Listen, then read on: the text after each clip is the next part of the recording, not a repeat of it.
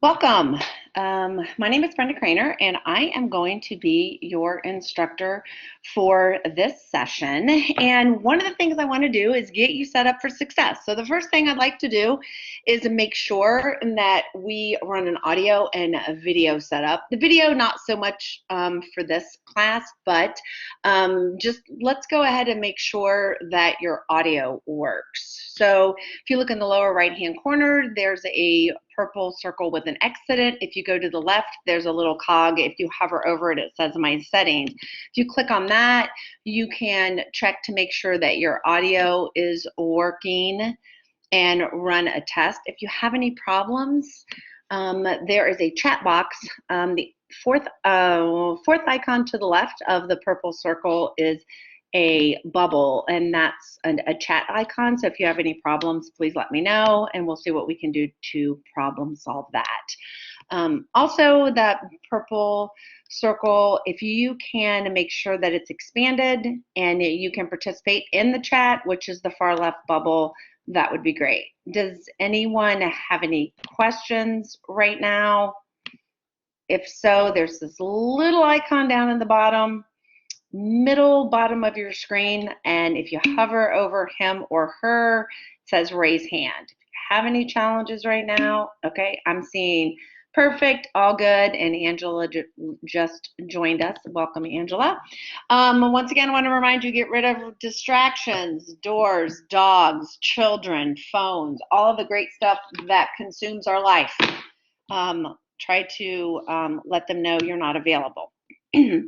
Quality check, raise your hand. Once again, the little icon down on the bottom middle of your screen. Raise your hand if you see the red record button.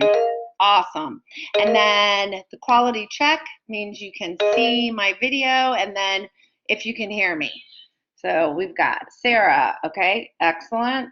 Leslie, you're good. And Angela, how are we doing? I know you just logged on. So if you have any challenges, let me know in the chat box. That would be great. I'm good, thank you. You good? Perfect. All right, so grab a pen or pencil, paper, pad. You can do this as a live learner, but as a virtual learner, you're definitely going to want to have either a Word document open on a second screen or a sheet of paper so you can record some of the responses I will need you to do to get credit for the class. So learning objectives for today, we just have about 15 minutes, but as one of my goals is that you will gain an understanding of the role social presence plays as one of the three elements in the community of inquiry theoretical framework. Secondly, we're going to examine some strategies that can increase social presence in an online classroom, and finally apply some of these strategies to an online classroom situation. So on the next slide you're going to see here in a second, there are 4 photos. You're going to have 3 seconds to glance at these photos and decide which one appeals to you the most and why. If you're a virtual learner, on your response document, please include the picture number you selected and why. So we're ready? Here we go. You're going to pick one that appeals to you the most and why. 3 seconds, go. Okay, in the chat box on the right, please press the number that appeals to you the most.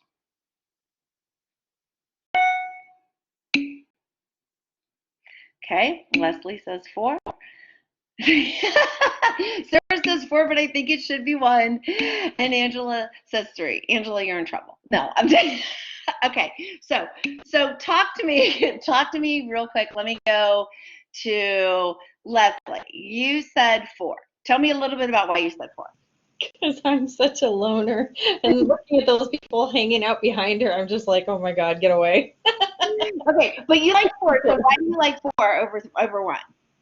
It looks like he's feeling successful and satisfied with what's going on there. Even though he's alone, he's looking like, oh, whew, I just did this, or everything's good, you know, that kind of thing. Okay. So yeah, that one appeals to me because of that. Okay, awesome. Who said, let's see. So Sarah, you said 4, but I think it should be 1. Why? Same thing? Well, yeah, kind of like I know, but you know, personally, I'd probably prefer to be number 4, like satisfied on my own. I mean, we don't know who he's working with on that screen, sure, but I feel good on my own. Number 1, I guess that's definitely a lot of social presence there, but wow, I would hate to work like that. Okay, so tell me, Angela, you pick 3. Well, I picked 3 because that's the kind of day I've had today. Where I just put a bag on my head and be done. So that's why that appealed to me. Okay, which is okay. So you know what's funny is when you enter into an online learning environment, you never know what day the people have had, right? So that's a great point, right? So 4, I love the concept of 4 because it's like I feel excited. I put 1 and 4 across from each other because 4 is the other side of 1. Okay, so it's kind of like the cohesion and the ability to come together. We get each other, we've succeeded, we've worked together, whether we're in the same room or whether we're not. 3 and 2, okay, the concept behind this is 2 is I'm frustrated because nobody gets me, and 3 is nobody knows who I am. Okay, but so Angela, I won't expect that much from you today. It's okay, just participate, just do what you can on paper, right? Because you've had that day. But yeah, so the idea is you've got 1 and 4 is like there's some level of social presence. You're connected, you feel part of something, or at least you feel like you're appreciated. 3 and 2, it's kind of like no one knows me, and oh my goodness. So what we're going to talk about today is everyone's familiar because you've had a couple classes already in the concept of community of inquiry. So you've got the social presence, the cognitive presence, and the teaching presence. What we're going to talk about specifically today is the social presence. Now I'm using Garrison's, if you want to say, accentuated or enhanced definition, and I'm gonna point out a couple keywords that resonate with me. That social presence is the ability of participants to identify with the community. So it's a group of people who are coming together for a common purpose, and there's some sense of identity. So if you look at the guy by himself, I mean, maybe he feels like he's okay, he's happy, and the group of people, they all have a sense of identity, and you're communicating purposefully. So you have a common identity, and the communication is geared toward a common definition, and then in a trusting environment. So social presence really contributes to creating a trusting environment. And then we work at developing interpersonal relationships and recognizing individual personalities. So the gentleman with the bag over his head, there's no recognition of his individual personality. So basing that definition, I want to talk a little bit about there are 3 categories of social presence. And even though we look at the 3 parts of the community of inquiry as social presence, cognitive presence, and teaching presence, social presence in and of itself has 3 areas. We have the interpersonal, the open, and the cohesive. Now, Garrison would argue that open communication and cohesive communication are more important to establish than interpersonal, because sometimes interpersonal can sway your focus as it relates to the purpose of the community. So just out of curiosity, do any of you have thoughts on that? Can you say that again? Yeah, so what Garrison says is, he says open communication, which is having a dialogue and discussing possibly the issues that are in an online learning environment.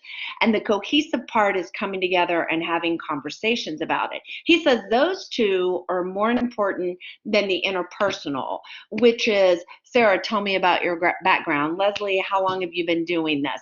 Angela, tell me a little bit more about why you're in this class. So the interpersonal, he says, while it's important, the open communication and the working together is probably a little bit more important. So I'm curious, what do you think about that? So I kind of feel that with our group right now, so maybe this is getting sideways off of how fake students ought to behave and stuff like this, but I love interacting with you and Sarah and Angela and everything like that, and I enjoy that beyond the class, but I can see how that could get really out of hand and distract from the focus of focusing on why are we here, what are we doing right now. That doesn't mean that we could not, enjoy each other's company outside of the class, but it means that within the class, the focus really needs to be on what's our purpose here and now. Yeah. And I think that so I would even venture to say, would you say that our group established open and cohesive communication before we moved to interpersonal? Yeah. Yeah, I do too. So I think that, I mean, and that's funny that because as I got on the earlier with Leslie online, and I was like, we talked a little bit more personal than we ever have before, but we got there after a class plus 4 weeks of this class. Angela, you have a comment. Yeah, all I was going to say is I think that what has helped us more than anything is that we have, not just in one class, but in multiple classes, we've had to figure things out as a group, like all those icebreakers that we've had to do in Sherry's class and everything. We're working together. We're using all of the gifts and talents that we've been given individually and putting them together. And I think that helps because we're communicating at a different level than just, hi, how are you? Right.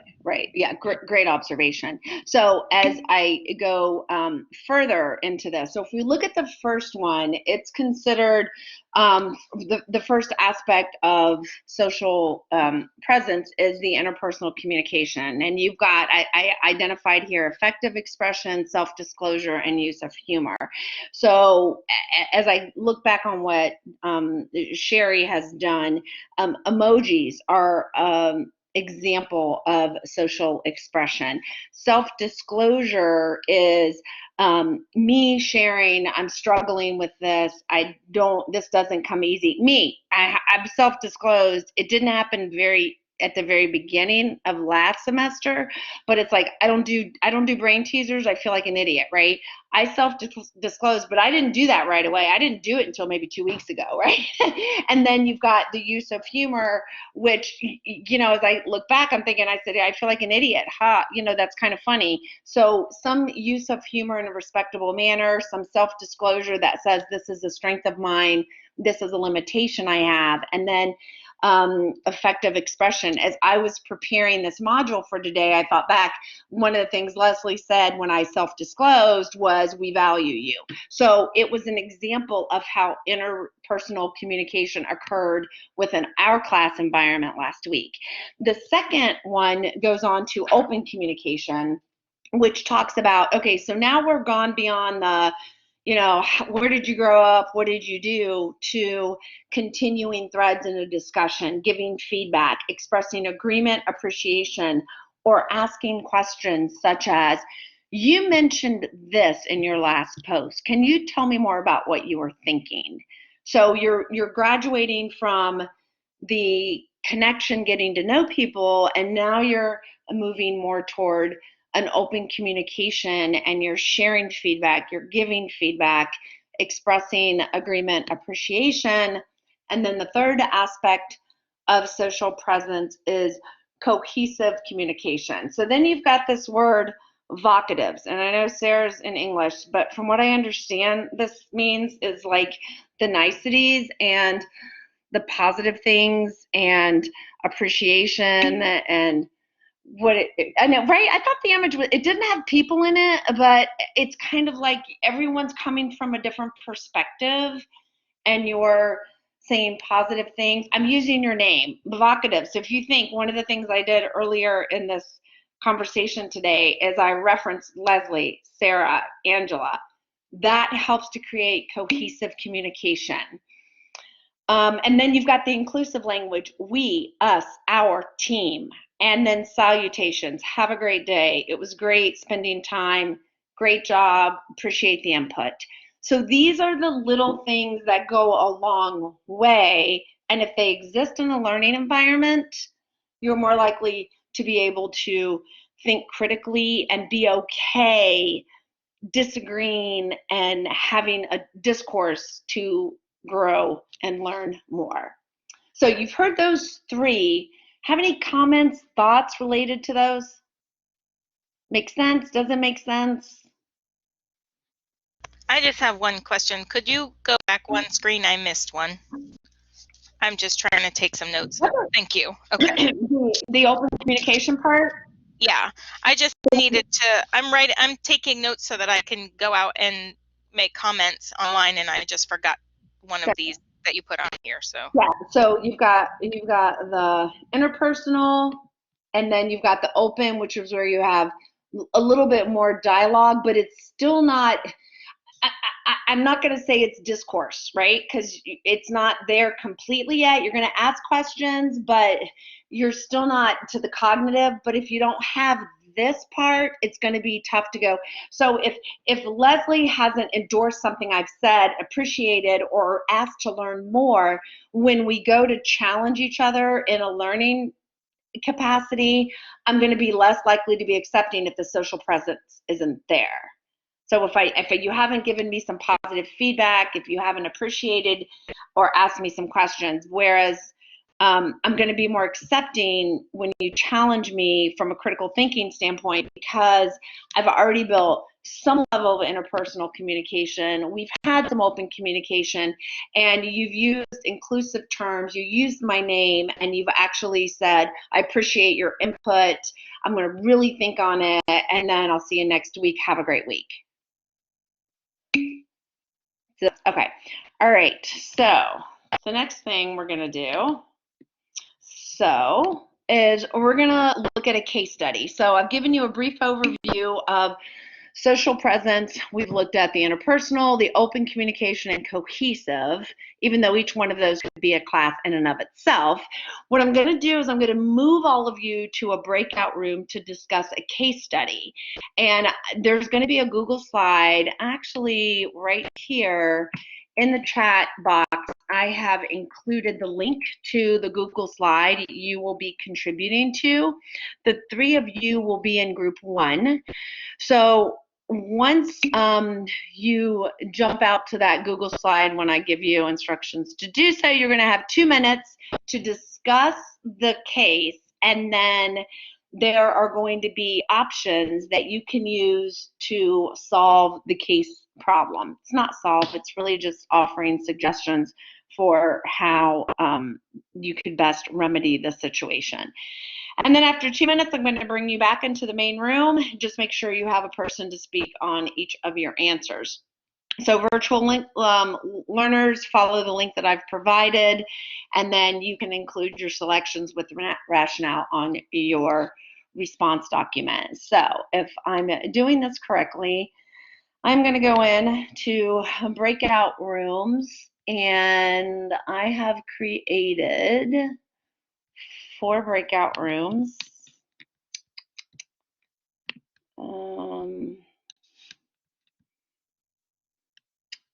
See, all right, all of you are in the main room. I've allowed you to switch groups.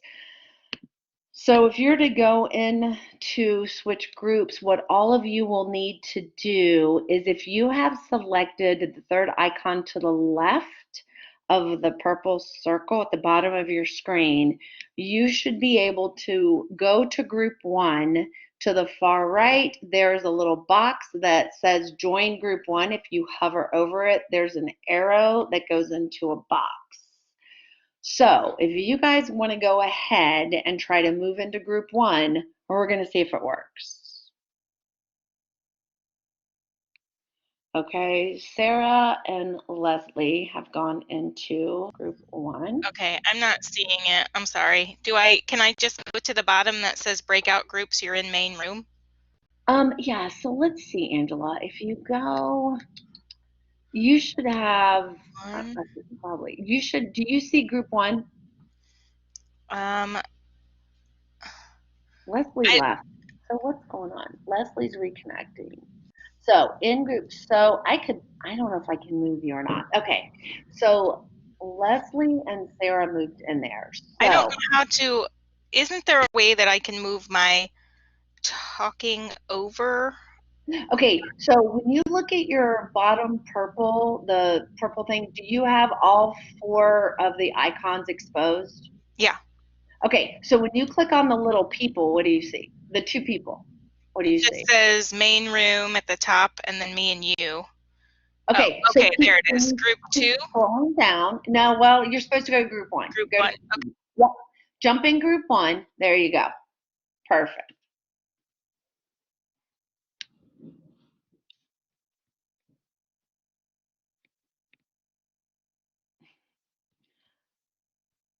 I'm scared to jump into group one.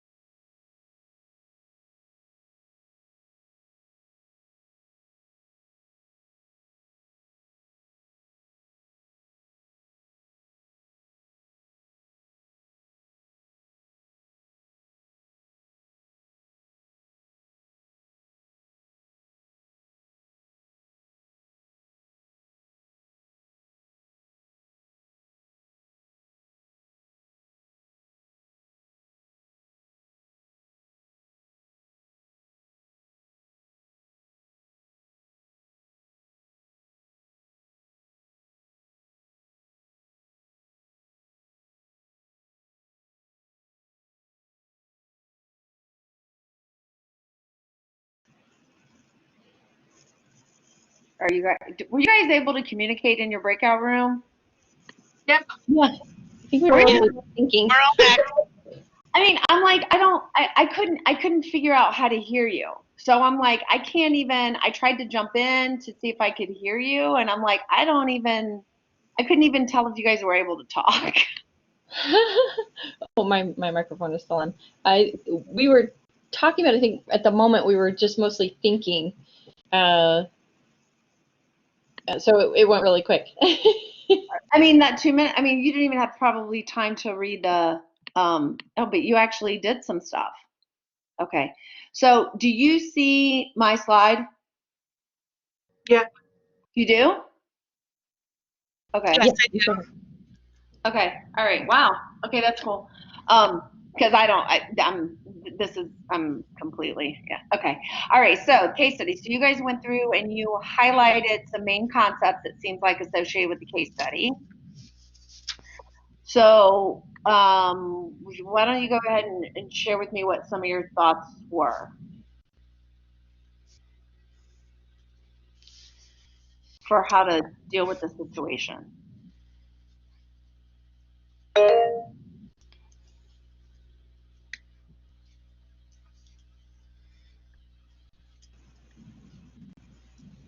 I was So- kind of focused on, sorry.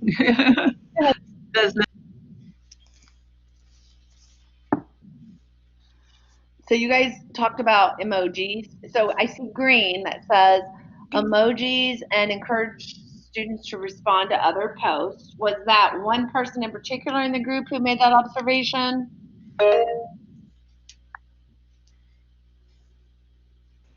Yeah, that was me.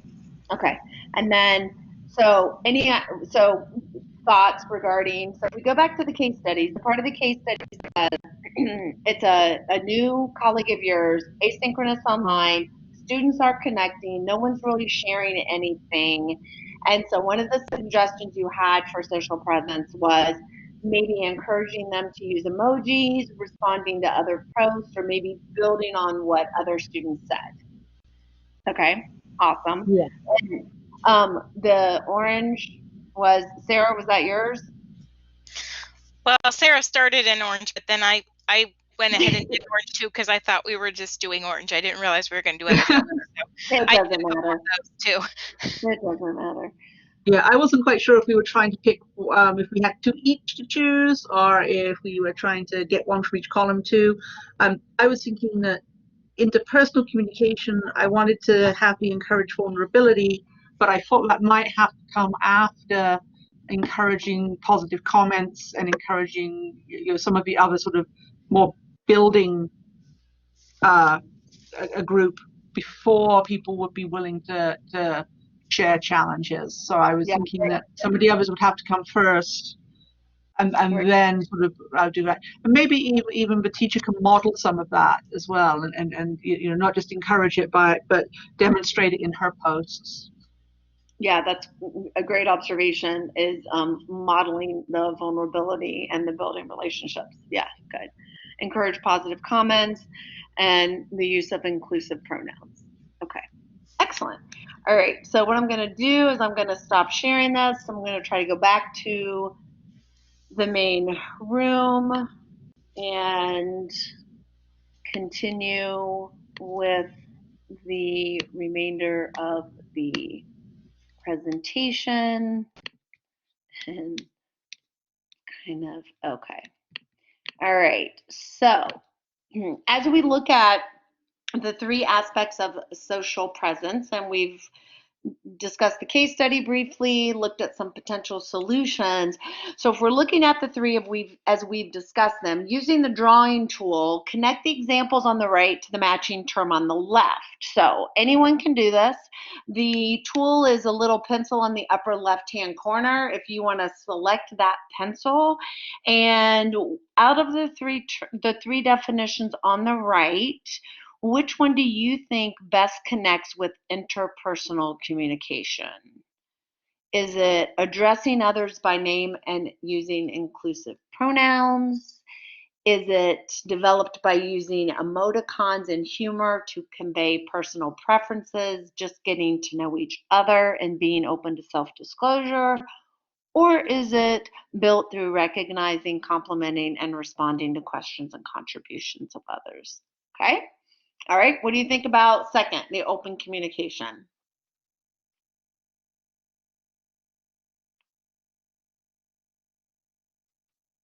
And cohesive communication.